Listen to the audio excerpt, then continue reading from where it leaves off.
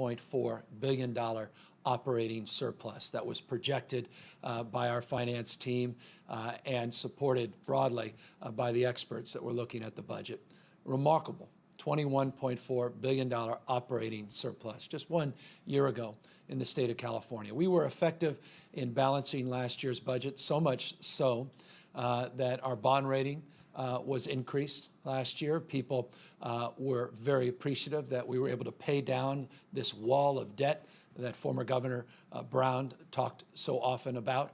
We were able to get rid of a lot of the gimmicks, the budgetary gimmicks that were so much part of California's recent past. We were able to move forward very deliberatively to be thoughtful about the utilization of those surplus dollars, putting record reserves, creating some additional reserve accounts, a safety net reserve account that we were able to bolster up. We were able to also put down a marker that we were going to commit to the long term. I don't know of a state in America last year that used part of its operating surplus at the level the state of California did. Over $9 billion we committed to pay down our long-term pension obligations. Many fiscal hawks recognize the work of the state of California, recognize we used a lot of the one-time dollar, overwhelmingly used our one-time surplus for one-time investments, and we worked very closely to make investments that were ongoing, but do it in a strategic way, really focusing on our children, our youth, and child care programs and preschool programs, and focusing, not surprisingly, on public health. That was a year ago this week. Here we are now, a year later, and I want to just give you a sense of the enormity of the task now at hand.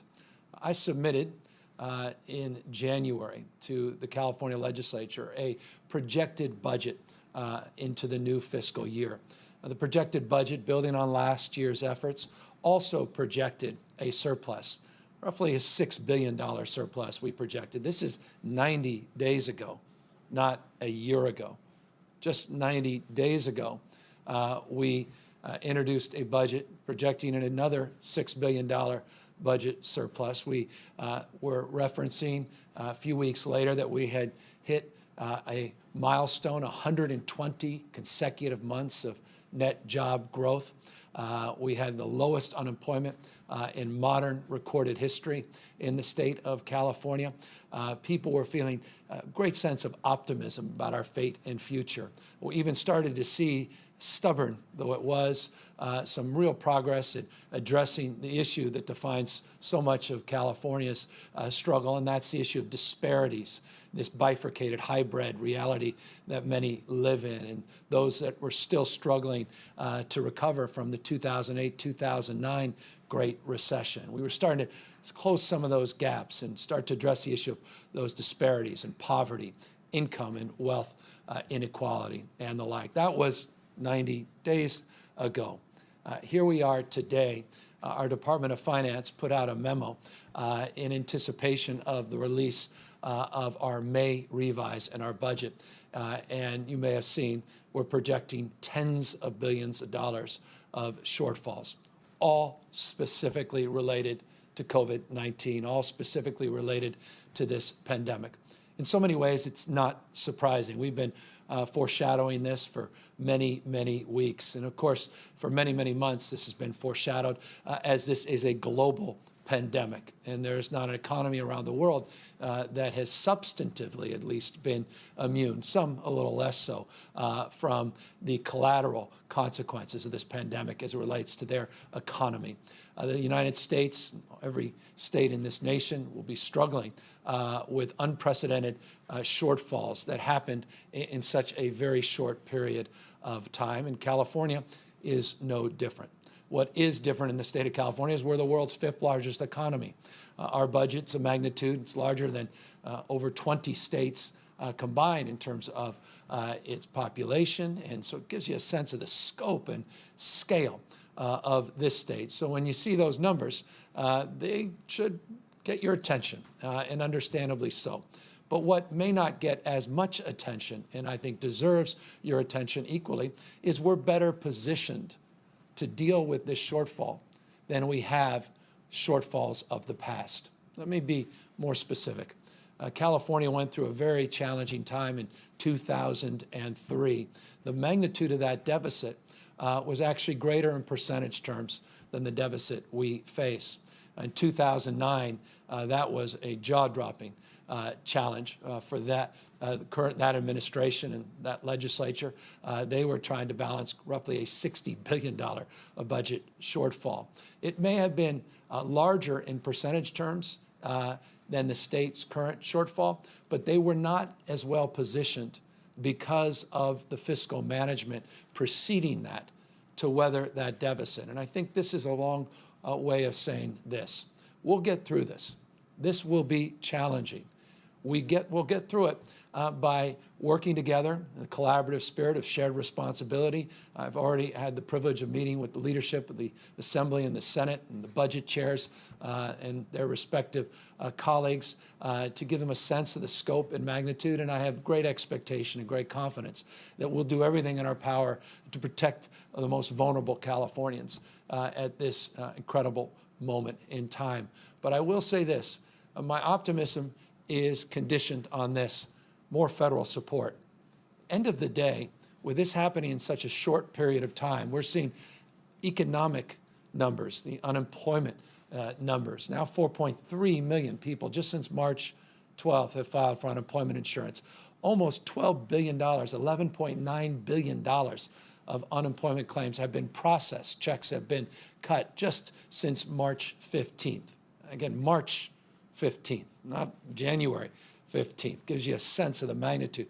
Those unemployment numbers will translate into economic numbers of unemployment that are more acute than anything we have seen in modern times. The budget, however, because of the acuity of this crisis, we believe is manageable, again, if the federal government helps support states like ours. It is absolutely incumbent upon our federal partners to recognize, as many do, and I can assure you one that certainly does is Speaker Nancy Pelosi, but as many do, the magnitude of this moment and how it's directly related to COVID-19, not mismanagement. Again, $21.4 billion budget surplus we were able to balance last year. $6 billion projected surplus just 90 days ago in this state, paying down long-term pension obligations, balancing budgets with record reserves, seeing bond rating agencies look at those facts and adjudicate them independently, record low unemployment, real economic growth, reinforcing our position as the world's 5th largest economy. But because of this pandemic, because of what it has done, these revenue shortfalls are bigger than even the state of California. We need the federal government to recognize this. Because at the end of the day, it's not about our state, it's about our firefighters, it's about our nurses, it's about our teachers, it's about frontline employees that we call heroes every single day for good reason. They are the real victims at this moment of these potential shortfalls. And we have to do everything in our power to protect them and to protect the most vulnerable Californians that need the supports now more than ever because their personal finances are even more devastating than the state's fiscal condition. We have to recognize that this moment requires an historic effort of partnership, not just between a governor and a legislature, but between the states and our federal government. We are very grateful for the support we have already received, and has been bipartisan, and we are very grateful to the leadership of both parties for their support and the President of the United States for his concurrence in terms of those commitments. The CARES Act, the last CARES Act, has been profoundly beneficial to the state of California. But sadly, the enormity of this moment requires even more support. And again, not just for states, but for cities and counties that are truly on the front lines of addressing this pandemic. And I'll tell you, when I say the front lines, they are the ones that hire your local police officers and firefighters these counties and the health departments hiring nurses and doctors, these heroes, the skilled nursing facilities, and the incredible work those men and women are doing in our assisted living facilities to take care of our seniors and our most vulnerable. So many of them county employees, not just state employees. In fact, the state of California is one of the most efficient per capita number of employees of any state in the country. But the reality is this impacts cities and counties, particularly counties, in profound and significant ways. So again, this is not a cry by any stretch. We're proud of this state and our capacity to meet the moment and to be resilient. And we're really proud of the work that's been done. Former Governor Brown, former legislators, to really get California's fiscal health back in shape. But this is bigger than all of us, and we really need the federal government to do more and to help us through this moment. We'll do everything we are responsible for doing and more. We punch above our weight in this state, and we'll come back stronger, more vibrant, more resilient than ever, because for one thing we all know is a lot more than we did know before this crisis. We know our limitations. We know our capacity. We're breaking through many of the limitations, breaking through our previous belief systems of capacity. We're reimagining the future in real time because we have to invent it in real time to just address the magnitude of this crisis. Just ask our teachers that are doing distance learning and able to do it in heroic ways almost overnight. Just ask so many of our employers and entrepreneurs that have even broken through in additional innovations in terms of the telework that they're doing and the other capacity to organize differently their teams of employees, essential and non-essential, the creativity of folks in government that are meeting this moment in historic ways to protect you and to keep you safe and healthy, not only in our hospital system, but in alternative care sites all across our state and our nation. So I'm not being Pollyannish. We'll get through this, but I am being sober about the magnitude of the reality that we cannot do it alone. And so we continue to enjoy just extraordinary relationships with our elected officials, our federal representatives, again, Democrats and Republicans here in the state. We'll need everybody moving together in this. This is, again, not a red state issue, not a blue state issue. It's tiring saying that. It's not a red county issue, a blue county issue. That's tiring. It's about human beings that need government at a time of great need and great stress, more than they ever have in our lifetimes. And we are capable of meeting that moment together. And so that's the spirit we're going to bring in to the next 5 or so weeks as we try to work through our balanced budget. One thing we don't have as a nation state is that printing press. That's one thing that distinguishes our federal government from state governments. But we do have an entrepreneurial mindset, and we do believe in accountability. We're not victims of fate. We have agency.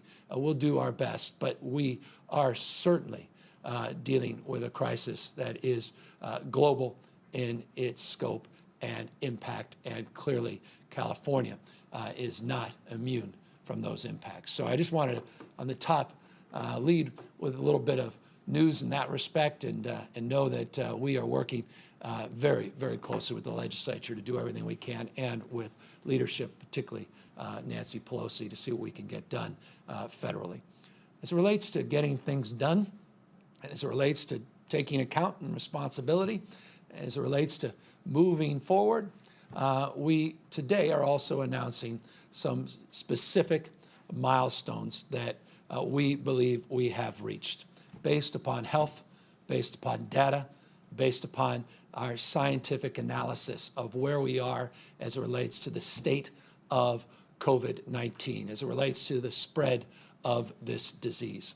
We laid out a number of weeks ago a roadmap for recovery. We put forward 6 specific indicators that will guide our determination of when we can make meaningful modifications to that roadmap and begin to reopen up our economy with conditions and with modifications.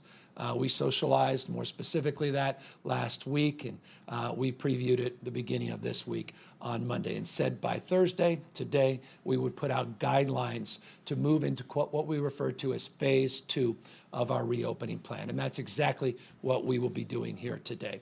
Dr. Galley in a moment will come up and go through a slide presentation and be much more specific about exactly what these guidelines offer and what they don't. We also will put out details about what we are looking for from counties that wish to go farther than the statewide modifications, all within the framework of stage 2. We have been working with counties, large and small, all across the state, including those that may have gotten ahead of themselves a little bit, try to pull them back in the spirit of collaboration and cooperation. We have been advised by our team of economic advisors, remarkable work that has been done that allowed for 33 modifications of our own guidance that came directly out of our Jobs and Recovery Task Force and the advisors. And again, I'll just put up that task force of advisors up against any. We could not be more proud of the work that Ann O'Leary and Tom Steyer are doing, our co-chairs of that task force, and the incredible men and women that are participating, including a wonderful call we had yesterday with over 100 advisors in every sector of our economy, from some of the most well-known brand names, from Bob Iger, Tim Cook, on down to some of, not on down, including even going higher to April Verrett of SEIU 2015, talking about the power and potency of people we used to walk by and never even nod and acknowledge, that now we're calling heroes, the essential workforce in our skilled nursing facilities. She put a human face, really punctuated what's at stake in terms of our economic recovery, and how there's a socioeconomic dimension, there's a racial dimension in terms of these conversations. I couldn't be more proud of all of them, and they helped us advise this effort and helped us curate more specific guidelines that we are putting out here today. The guidelines we're focused on today are extending opportunities in the retail sector, the manufacturing sector, and the logistics sector, all with adaptations, all with modifications, but all with an eye on turning the page and moving into a new phase in terms of our economic recovery. Dr. Galley, again, will lay out more specifics in terms of each sector and what we're looking for, and also talk about what we're looking for in terms of getting deeper into this second phase and what that looks like from a dining in capacity, meaning opening restaurants, not just to take out, but providing the ability to dine in. We'll talk about outdoor museums potentially opening up, car washes, and the prospect of them opening up, series landscaping. I can go on and on. Dr. Galley will be more specific, more cogent in terms of that presentation here in a moment. But you get a sense that we're moving forward, but we're doing it always with an eye, being led by the data, by the science, by public health and these public health indices. He'll lay out what we're counting on, which is consistency in terms of capacity to meet these indicators on testing, on tracing, on tracking, on supportive isolation, on issues related to hospital surge, how we manage the needs of our most vulnerable Californians, seniors, homeless, those that are incarcerated or in custody that are vulnerable to this pandemic, the challenges of making sure that we're doing appropriate community surveillance so we're tracking spread in real time. And if we see numbers go up in a way that causes stress in the system, the ability to toggle back, the ability to move back in a more restrictive direction. These are specific responsibilities of these counties if they want to go further, specific responsibilities of the state if we want to continue to make progress that we have to monitor in real time. The testing is getting better. Over 843,000 tests now we've done in the state of California, 30+ thousand more tests just in the last 24 hours. We put out that new testing site yesterday. I encourage you, if you didn't hear about it, you know about it, COVID-19. On the covid19.ca.gov website, you can log in your zip code and you'll see how close you are, approximate you are to a testing facility. We got these 86 new testing sites being distributed all throughout the state of California. Almost all of them are in place. There was some logistic questions, but we've identified locations for all of them. Most are now up and running, rural California, not just inner city California. Still a lot of work to do. There's still some testing deserts in the state, but we put that site up because we're starting to see real progress in the testing. Yesterday, I announced that our partnership with UCSF, we started that first cohort. They started filling out registrations yesterday in the first cohort to get the virtual training for our tracing core that we're putting together, this army of disease detectives, where we're going to try to get 10,000 in our first phase, building on the existing infrastructure of just shy of 3,000 people that are already doing this work throughout the state of California. But testing and tracing are foundational in terms of this effort to move into the second phase. And as I said yesterday, the critical nature of PPE, the critical nature of getting masks, not just for those that are in the front lines in our healthcare sector, but broadening the front lines to the grocery lines, broadening them to transit lines, broadening it to the factory lines and those that are manufacturing and doing delivery lines and logistics to make sure that they have adequate PPE. And so progress in that place as well. So we'll monitor all of this in real time. We'll do everything we can to partner with counties. Some may see these variations and the requirements to get into the second phase more deeply as impediments. We see them as common sense public health requisites.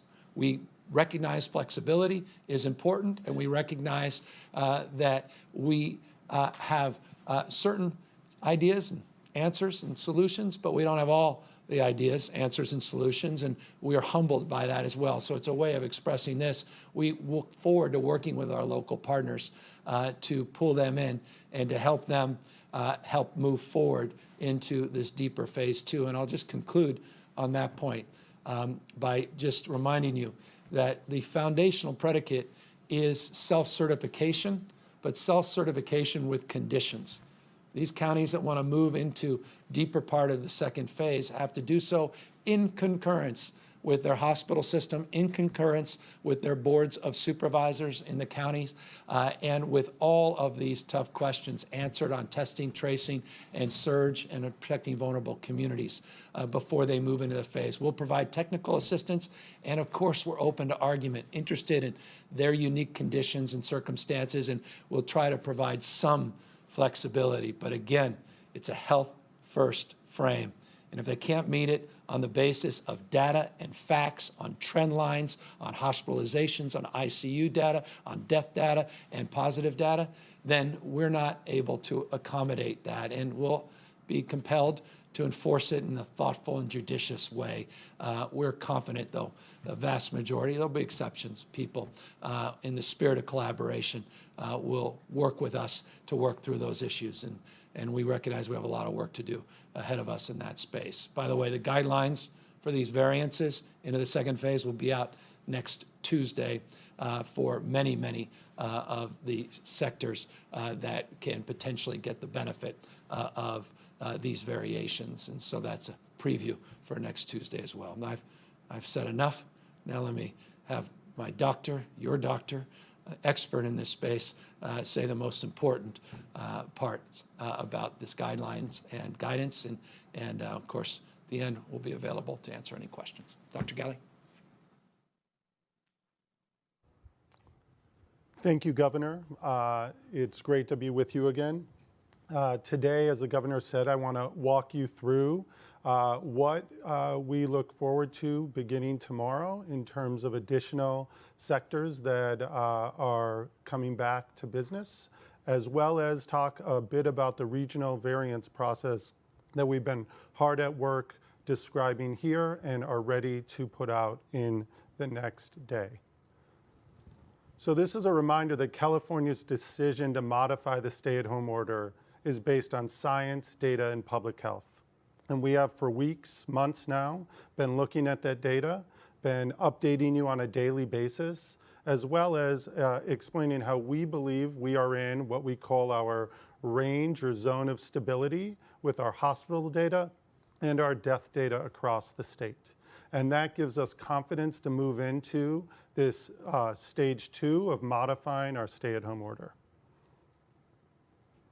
What does it mean to move into stage 2? It does not mean a return to normal.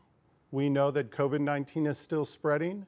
Daily, the governor updates the number of new cases. Even despite increased testing, we still see a number of new cases. Despite an increased ability to do contact tracing, we still know that the virus is alive in California and that your good efforts have helped us suppress it quite a bit, but it is still there spreading. And we know that we're going to gradually reopen California only as we can reduce the risk to all Californians from contracting COVID-19. So what starts tomorrow, Friday, May 8th? We've been talking about that date now for over a week. We've talked about how retailers are going to be doing more curbside pickup, potentially delivery, and all done in that physically distanced way with those modifications.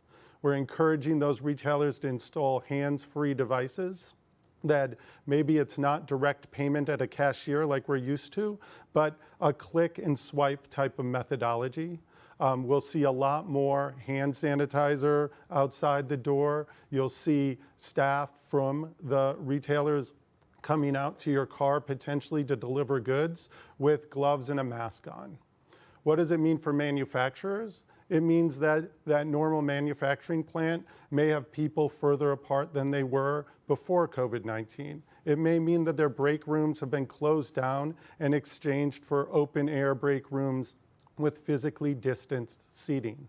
Warehouses might look very much like those manufacturing businesses as well, and maybe their delivery trucks are full with sanitation materials, and the people doing the deliveries will have different personal protective equipment than they did before COVID-19 became a reality.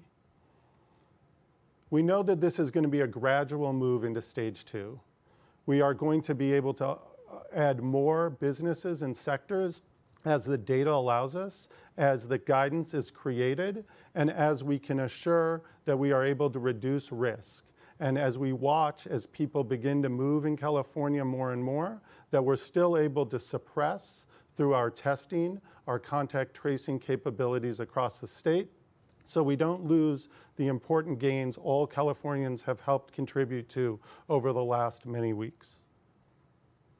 This gradual move into stage 2 means that later, soon and later, things like offices that haven't been able to telework will open.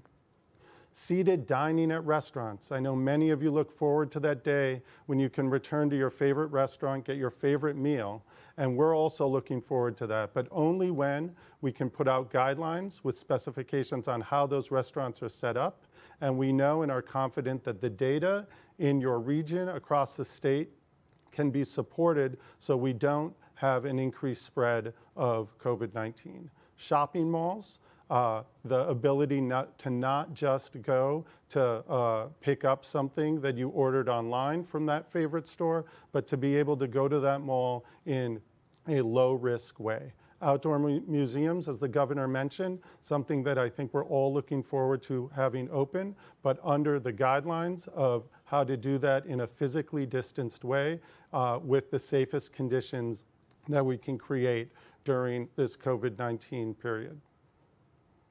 We also are going to be putting out industry-wide guidance, and these guidances will allow us as the public to know how our retailers, how our industries are setting themselves up in a COVID-19 period as they return back to work.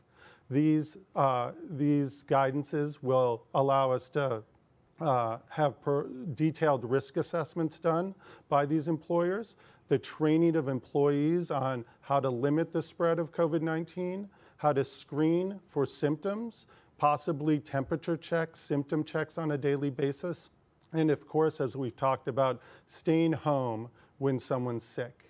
We'll ask industries to implement site-specific protection plans, cleaning and disinfecting protocols, and of course, the physical distancing guidelines that we've been talking about for many, many weeks. I want to talk a little bit about what the governor mentioned earlier in the week, that Dr. Angel walked us through early in the week as well, and that just a few minutes ago, the governor said a little bit more specifically about, which is this concept of regional variance. As we have been reporting out statewide data, we know that COVID-19 has impacted different communities and different counties across the state in very different ways. There have been some counties with few cases and no deaths for many, many days, and that has contributed to the excellent data that we've seen across the state. And we know that some counties can move safely further into stage 2, as they can attest to a number of the things that I will walk you through in a moment that they're able to achieve. And these are all based on California Department of Public Health criteria. So in order to achieve or attest to the regional variance criteria, we need the public health officer, and let me just take a moment and thank the public health officers across the state for the tremendous work, not just locally, but statewide, coming together, having very challenging conversations, thinking through some very hard decisions, and keeping Californians safe using data and health throughout the many weeks. And the work continues as we consider this regional variance criteria.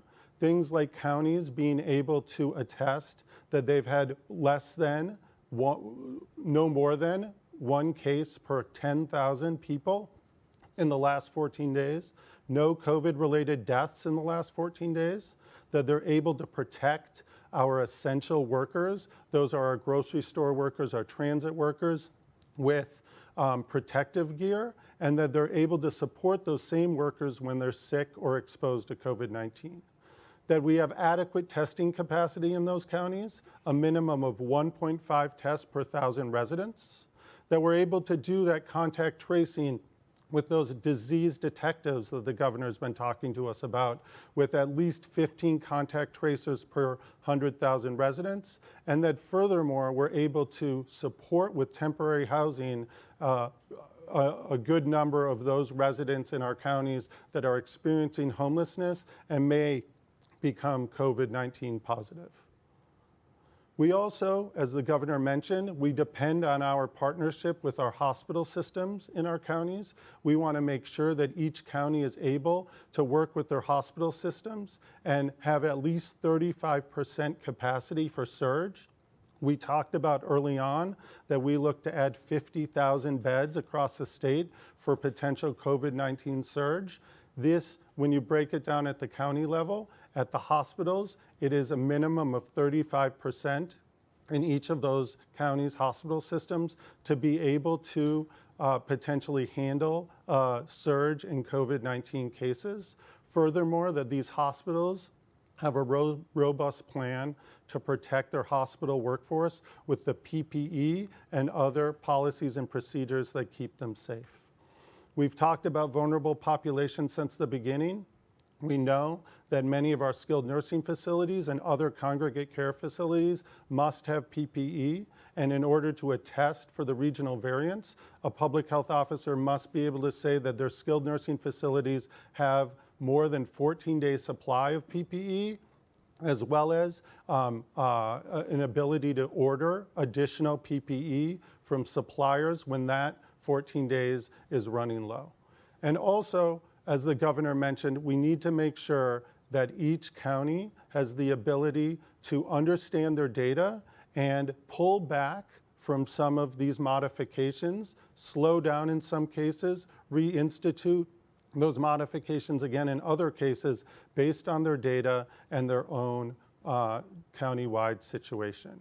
We look forward, the Department of Public Health, California Department of Public Health, will post these guidelines to a test for regional variance on the CDPH website. We are also building a team at the state to provide technical assistance to the counties, to review their attestations, to ensure that all of these different criteria are met, and those will all be publicly posted for you and your communities and counties to understand what your county is doing to ensure that they make your communities as safe as possible as we look to reopen certain parts of our communities and our businesses in the days and weeks to come. And with that, I'll turn it back to the governor. Thank you. Thank you, Dr. Galley. And so that's the broad strokes of what we are advancing today. Very specific guidelines in the retail, manufacturing, and logistics sector, considerations of time, manner, and place, a recognition that businesses are very different even within sectors, something I know very well personally. Again, not to belabor a point that I make often, but it's a big point of pride that I've had the privilege in my life to be involved in starting up many businesses in this state, in the restaurant, hotel, and wine sector, and I deeply understand no one other business is the same as that other business, meaning everything is unique and distinctive depending on type, depending on location, depending on a million different factors. And we're trying to include enough flexibility in these sectors that allow for some variation even within the guidelines. And so I just want folks to know this is an iterative process. It is a dynamic process. This is not etched in stone. We want to continue to work with people across sectors and to address unintended, not just intended, consequences of these meaningful modifications to the stay-at-home order. But at the end of the day, these are meaningful modifications. And I say that with my eyes wide open in this sense. We are now, if and when we move through phase 2, roughly 70% of the economy is been impacted in terms of its opportunity to adjust, modify, and adapt to the new realities of this phase. That may sound significant, but it is as well very insignificant because the modifications are real restrictions in terms of commerce. And the biggest restriction, of course, is customer confidence. Just because you open business and have the ability to do curbside pickup or take a product from a retail store and put it into the trunk to provide for social distancing and physical distancing to a customer doesn't mean a customer is going to show up.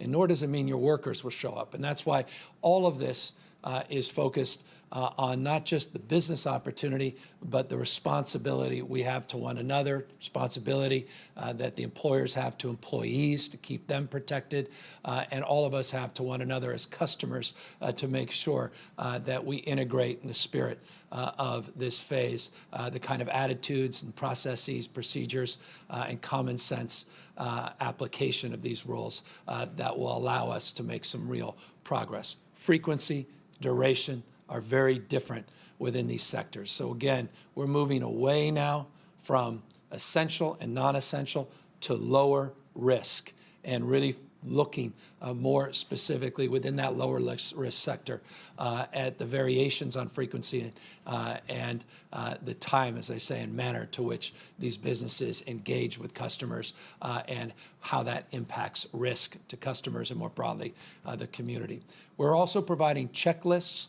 These are not mandatory, but we encourage establishments, particularly customer-facing establishments with retailer, in particular, put checklists up so people know as a customer, you feel a lot more confident why these things are being done, that they are being done, and sanitation and all these other things in terms of physically moving things around to the extent possible to allow people to feel safe and protected. Those are the employees, not just, again, customers. So those checklists, we think, also could be very advantageous as we move through the second phase.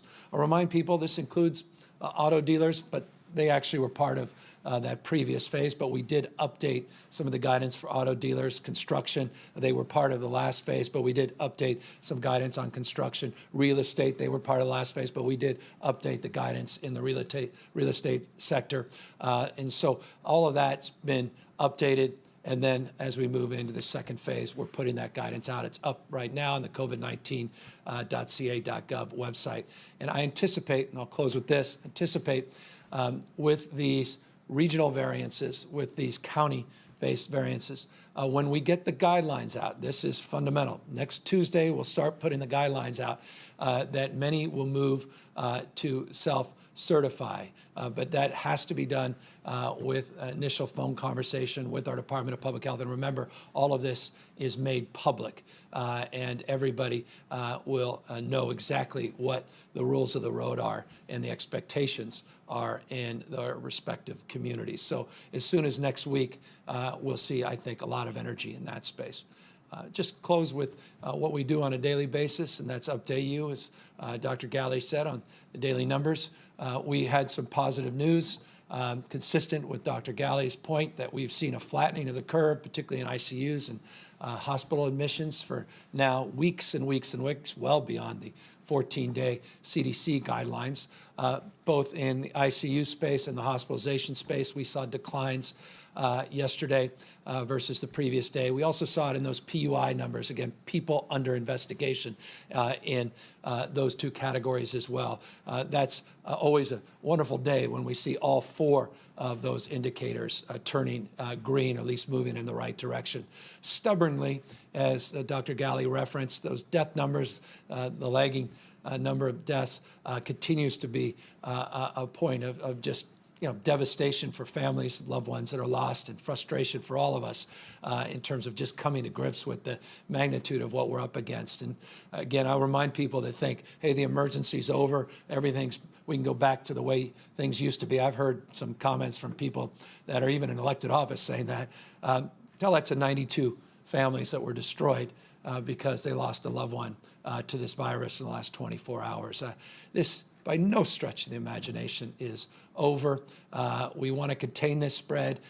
We are making real progress in the state because you've all practiced physical distancing and you've abided broadly by the stay-at-home order, but we're not out of the woods. And yes, we are very, very cognizant of the fact that when we modify, we anticipate more engagement, and obviously more engagement, more mixing of individuals puts people potentially at risk of contracting the disease. The virulence of this disease is well defined, and that's why it's so important that all the monitoring and all the guidelines under the new playbook that was put out today are enacted and enforced. Containment plans are critical.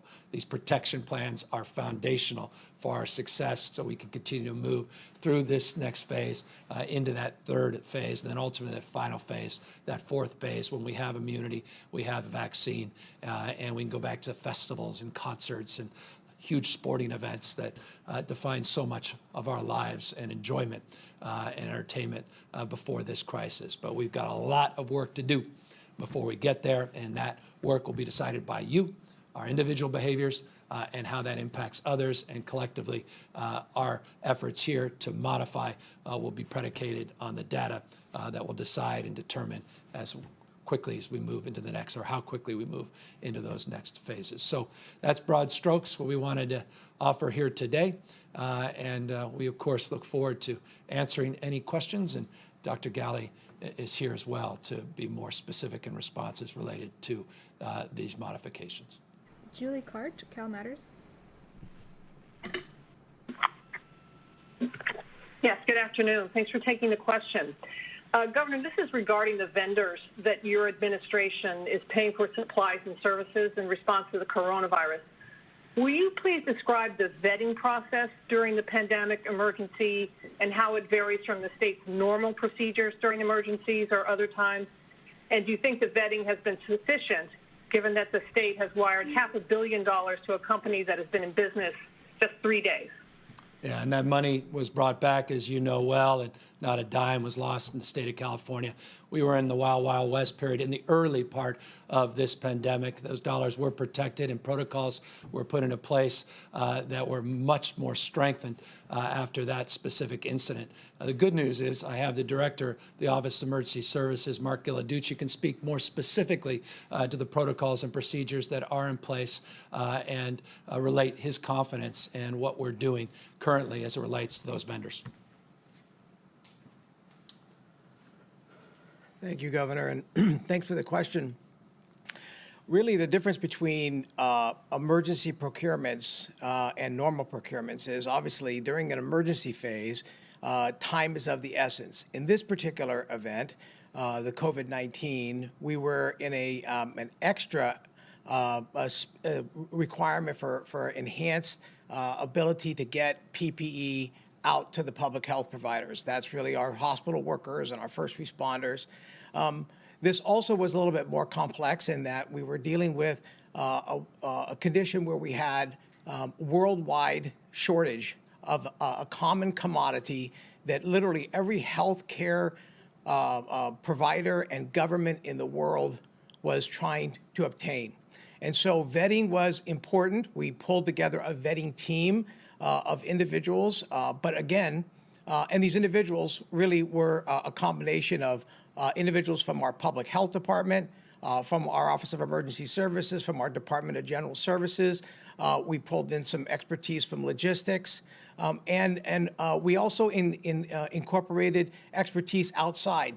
I mentioned before in previous press conferences our ability to engage NGOs and other entities that have done work in Asia and with foreign commodity providers to help us to ensure that the vetting had been done in an appropriate and efficient manner. But again, a lot of this was being done in real time, very rapidly. And the idea was to try to get as many of these commodities as possible. As the governor mentioned, this was the Wild Wild West. And the fact of the matter is there were thousands and thousands of individuals and organizations reaching out to us that required all of these aspects to be vetted. And we were looking for large commodity purchases. And so we did, through that vetting process, the ability to find the most appropriate commodity that could deliver for us in the timely enough fashion. Eventually, we also brought in our partners from the federal government, both from FEMA, and we established and tied into the task force led by the Federal Bureau of Investigation, the FBI, and the Department of Justice to ensure that all of the different commodities that we were obtaining and the people we were dealing with were legitimate. And we found, as I've mentioned before in previous press conferences, a lot of fraud, a lot of promises not kept, and the inability that of providers that said that they could provide for us, and then they couldn't. So that was basically the vetting process. The vetting process continues to go on today, and really through that vetting process, we only were able to actually get through a very small percentage of legitimate organizations and companies that could provide us the commodities that we needed. Thank you, Director. I'm hard-pressed to find any state, maybe you might find a state or two, that didn't struggle with the same challenges. Good news, no money wasted, lesson learned, new procedures, protocols put in place. And let me just punctuate that. 21.1 was a wonderful number. I received this morning, text early this morning, 21.1 million procedure masks now in our inventory that we're getting out in real time. It only reinforces the moment we're in, getting this product in, making sure we secure it, making sure we distribute it, getting out in real time. It's foundational in terms of the announcements we're making, the guidelines we're putting out in the next phase of variations to make sure, again, those on the front lines defined more broadly in our retail sector, hospitality sector, and the like, have this appropriate protective gear. So very encouraged by the progress that's being made. Next question. Alex Michelson, Fox 11. Thank you, Governor. I have questions about two industries in particular. You mentioned the restaurant industry. You said that it could open soon for dining. Does that mean a matter of weeks, a matter of months? What are you looking at there? And for sports, today the NFL is announcing its schedule. Are you comfortable with games being played without fans if players can get adequate testing? What do you think sports will look like in the next couple months here in the state of California? Yeah, on the sports question, it's difficult to imagine a stadium that's filled until we have immunity, until we have a vaccine. It's difficult for me to imagine what the leagues do when one or two of their key personnel or players are tested positive. Do they quarantine the rest of the team. If an offensive lineman is practicing with a defensive lineman and they have tested positive, what happens to the rest of the line? What happens for the game coming up the next weekend? It's inconceivable to me that that's not a likely scenario. So it's a very challenging question you're asking, and it's a very challenging question. I know it's being asked by Major League Baseball, certainly by the commissioner of the NFL. I've had the privilege of talking to many of them, including the players' unions and associations, and I can assure you this, it's very fluid, and I think it should be. They should be very, very sensitive to the needs of the communities of which they are identified and where they practice and play. But we are working collaboratively and cooperatively across the spectrum, and that includes soccer, it includes UFC, it includes many different leagues and affiliations, all that really want to get back. And I think many of us, I've talked a lot about my own background in baseball and why substantially I'm here because of what sports did for me.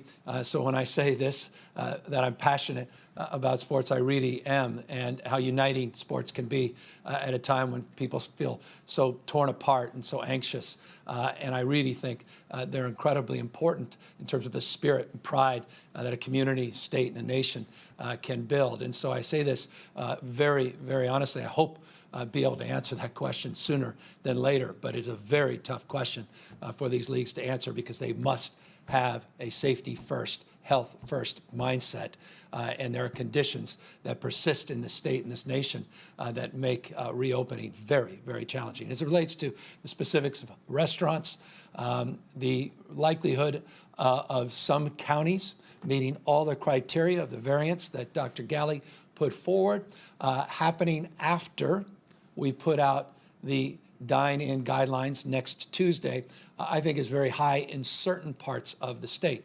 And so you can see, not in weeks, potentially, if some move quickly and work collaboratively with the state and with their county board of supervisors, the health directors. They put the tracing and tracking, they put the surge plans together, they have strategies to protect the most vulnerable, and they have trigger plans and measurements that allow them to pull back, and they abide by these guidelines, and they prepare for them. We can see that happening in the next week or so. Andrew Sheeler, SecB. Andrew Sheeler. Thank you, Governor. Thank you, Governor. Can you clarify why churches and salons are in phase 3 and not phase 2? What makes them more high risk than schools, for example? What factors are you weighing here when you decide what goes into what phase? Yeah, we're looking at the science, epidemiology, looking again at frequency, duration, time, and looking at low risk, high reward, low risk, low reward, looking at a series of conditions and criteria, as well as best practices from other states and nations. All of those things and the advisory committees that we have go into making that determination. Let me be specific now to nail salons. This whole thing started in the state of California, the first community spread in a nail salon. I just want to remind everybody of that. I'm very worried about that. And as you may know, many have certainly informed me, many of the practices that you would otherwise expect of a modification were already in play in many of these salons with people that had procedure masks on, were using gloves, and were advancing higher levels of sanitation. So that has to all be factored in. And candidly, our health directors, the experts, the counsel that I've received are very worried about moving precipitously into that next phase. We hope to get it in the next new phase shortly, but right now, all of our health indicators and health directives that I received from health directors across state put some red flags in that space.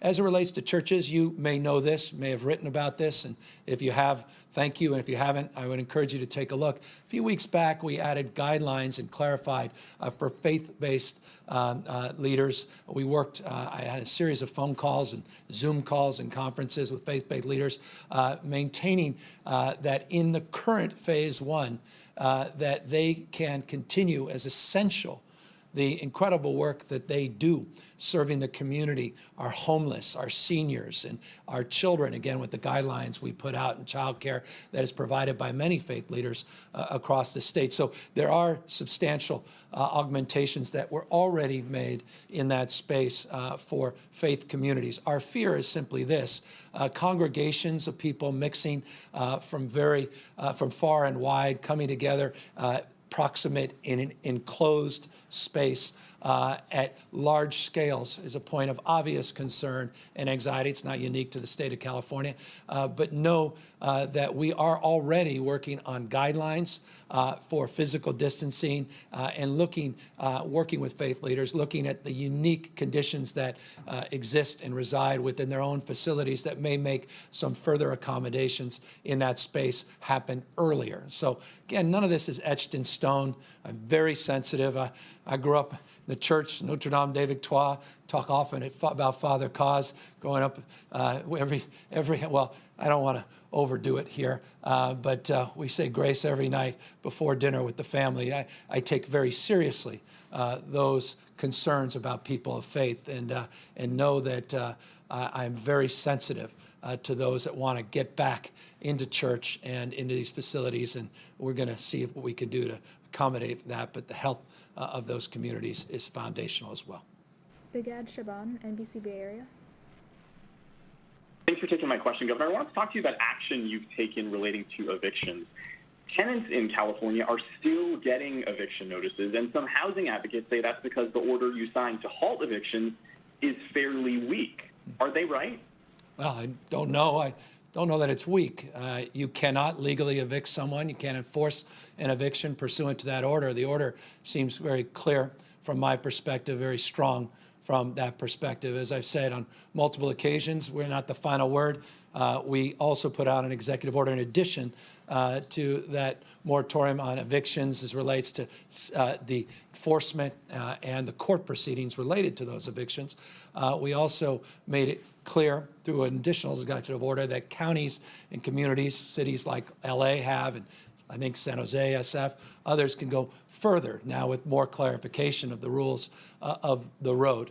I was very proud last year, you may know, to help negotiate over a course of many, many months with the outstanding leadership of a number of key Assembly and Senate leaders, Phil Ting among many others, a landmark, unprecedented, first in the nation at scale rent control bill and just cause bill. As you know, I am not aware of any state in our nation, the just cause criteria that we were able to advance last year at this scale in this state. So I take your question to heart. I take the concerns around tenants very seriously. And as I've maintained to you in previous questions in the past and others that have inquired, I also am cognizant that these executive orders have timelines and expiration dates, and we're attending to over a few dozen that are in that category and looking to extend them and, in the spirit of your questions, potentially strengthen them as necessary or augment them as may be the want of some. Final question, Taryn Luna, LA Times. Governor, many retail stores in California are already offering the curbside pickup that you said can resume on Friday. So other than this being a big symbolic shift of the beginning of the reopening of California, what is actually going to be any different tomorrow? Well, now they'll have health guidelines that support those efforts. The extent you're saying people have moved forward without the concurrence of the state, that may be the case. So I think it's significant that the state of California is authorizing this legally, allowing certain jurisdictions to maintain more strict guidelines, as you know well, Bay Area. Los Angeles, though, it looks like they're moving in line with our state guidelines. That's very encouraging to see the kind of flexibility and local decision-making. Of course, the significance is the phase 2 augmentations that are now possible with the new variants that we'll be seeing over the course of the next number of days and weeks. That's very, very meaningful. And on the manufacturing side and logistics side, I hope you'll take a good look at the guidelines. We also think they're meaningful.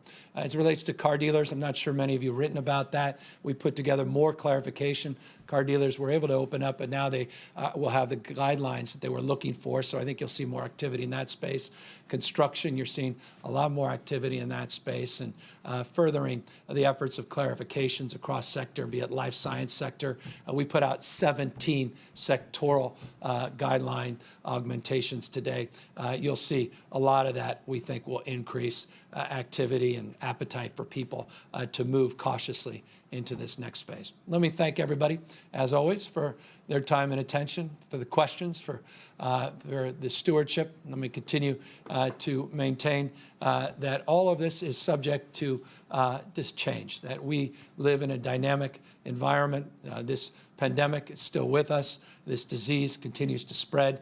We saw, again, more positive cases yesterday than the previous day, 1,799 more positive cases that we identified. We are making progress.